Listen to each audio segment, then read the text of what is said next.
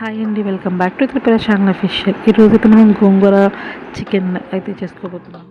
Gongura chicken is one of my favourite recipe. So దానికి కావాల్సిన ingredients అయితే చూసేద్దాము. ఫస్ట్ అయితే సాల్ట్, అలాగే కరివేపాకు, కొత్తిమీర, గరం మసాలా, అల్లం వెల్లుల్లి పేస్ట్, అలాగే కారం. అండ్ ఇక్కడ వచ్చేసి నేను కేజీ చికెన్ తీసుకున్నాను. వచ్చేసి గోంగూర అండి. గోంగూరని ఇలా మగ్గించుకున్నాను. ఫస్ట్ అయితే గోంగూర తీసుకుని దాన్ని శుభ్రంగా ఒడుచుకుని 2 సార్లు వాష్ చేసుకున్న తర్వాత దాన్ని కొంచెం ఆయిల్ వేసి దాంట్లో గోంగూర వేసి మగ్గించుకున్నాము.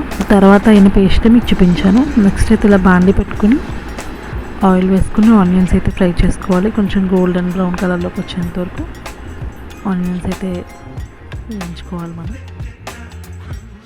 నెక్స్ట్ అయితే ఇంకా మనం అల్లం వెల్లుల్లి పేస్ట్ వేసుకోవాలి. మీకు ముందు చూపించాను కదా. సో అల్లం వెల్లుల్లి పేస్ట్ అయితే ఇందులో వేసుకోవాలి. ఫ్రెష్ అయితే బాగుంటుంది. ఎప్పుడు కూడా మనం ఫ్రెష్ అల్లం వెల్లుల్లి పేస్ట్ వేసుకుంటే కర్రీ అనేది టేస్ట్గా ఉంటుంది. నెక్స్ట్ అయితే చికెన్ అయితే వేసుకోవాలి. సరే మొత్తం మనం ఇలా కలుపుకోవాలి. మసాలా మొత్తం దీనికి పట్టేలా, అల్లం వెల్లుల్లి పేస్ట్ ఇవన్నీ దీనికి పట్టేలా బాగా కలుపుకోవాలి. ఒక 5 మినిట్స్ మూత పెట్టుకుని కొంచెం మగ్గించుకుంటే మనకి చికెన్లో ఉన్న వాటర్ అంతా కూడా బయటకు వచ్చేస్తుంది.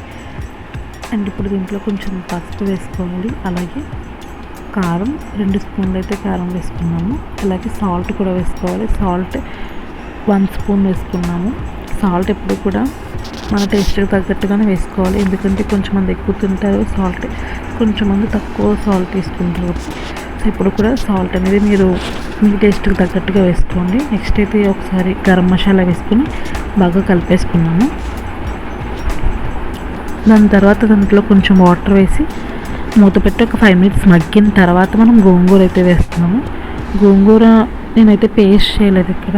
ఇన్కేస్ మీరు పేస్ట్ చేసుకోవాలంటే కనుక మిక్సీలో ఒకసారి పేస్ట్ చేసుకుంటే సరిపోతుంది.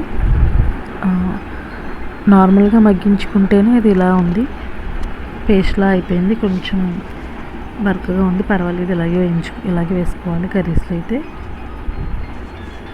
అండ్ ఇది ఒకసారి బాగా కలుపుకున్న తర్వాత ఒక 5 మినిట్స్ దాన్ని బాగా ఉడకనివ్వాలి. ఉడికిన తర్వాత అప్పుడు మనం కర్రీ అయితే రెడీ అయిపోతుంది. సో గోంగూర చికెన్ చాలామందికి ఇష్టం కదా. సో ఎవరికైతే కర్రీ ఇష్టమో ఒకసారి అయితే వాళ్ళు కామెంట్ అయితే చేయండి.